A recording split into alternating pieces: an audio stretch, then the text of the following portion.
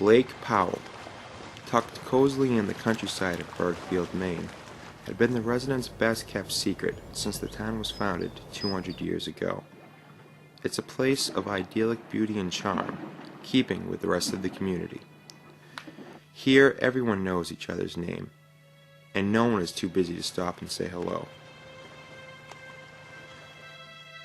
So when state police and FBI agents descended upon the lake on August 29, 1997, the town was turned upside down, and Lake Powell was no longer a secret. Just 2 years earlier, Bergfield was introduced to Abby Reynolds and Justin Amenta, a pair of entrepreneurs opening a car lot named Go Forth Auto. Amenta handled the finances, while Reynolds was in charge of sales. From the start, these two fit right in with the town of Bergfield. Well, they would come in and sit on local town committee meetings. Go Forth Auto even sponsored the local Little League team.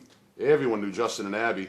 In just under a year, the business partners established themselves as pillars in the community, seemingly friends with all. But things were not as they seemed, and the duo was involved with more than local affairs.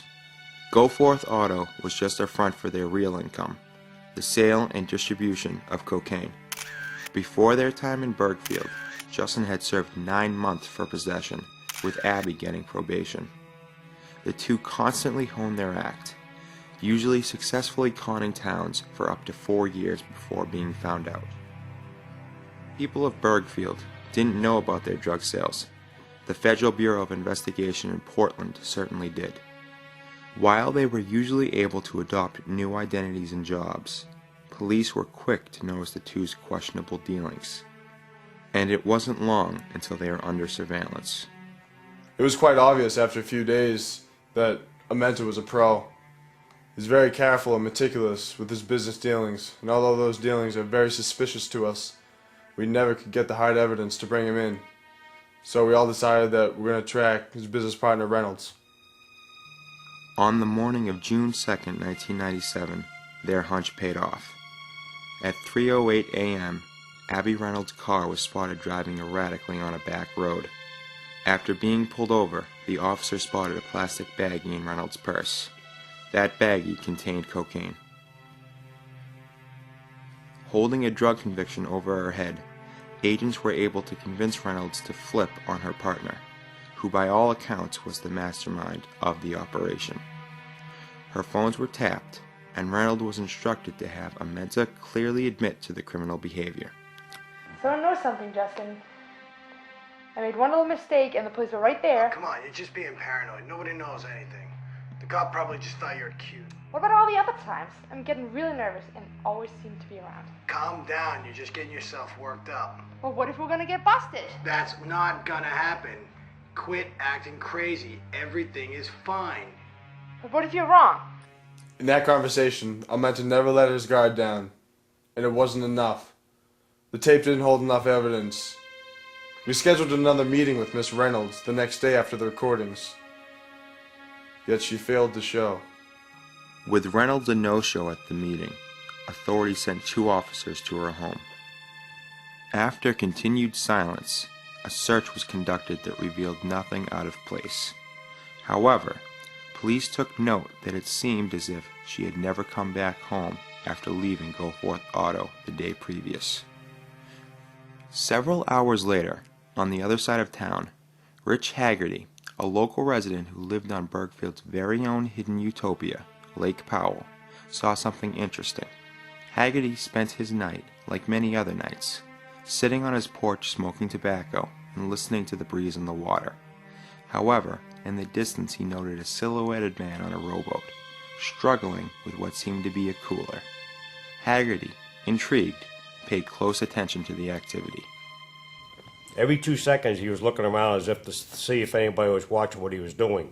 I was just sitting here in the dark, looking out at the lake. When he went to lift the cooler, it was obviously heavier than it should have been. Then he took out a cinder block and some chains, and I got very curious. So that's when I called the sheriff. Yep. Half an hour later, long after the man in the rowboat was gone, police arrived on the scene to investigate the claim.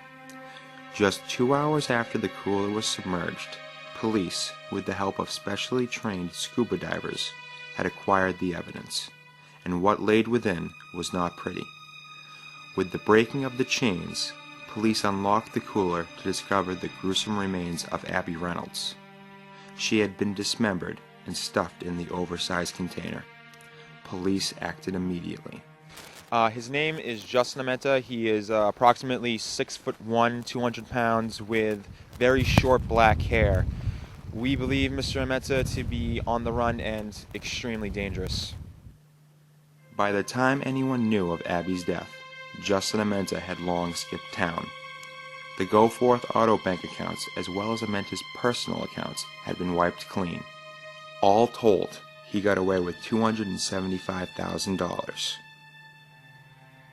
What happened between Abby Reynolds and Justin Amenta? Did he find out about the deal she made with authorities, or did he simply want to cut her out of the equation? With no clues to his whereabouts, and no physical evidence or murder weapon, it's impossible to know for sure. What is known, however, with a murder this brutal and violent, occurring in such a small, close-knit town, the ramifications are still felt. And Lake Powell, which once conveyed an aura of tranquility and stillness, now only had sentiments of horror and evil.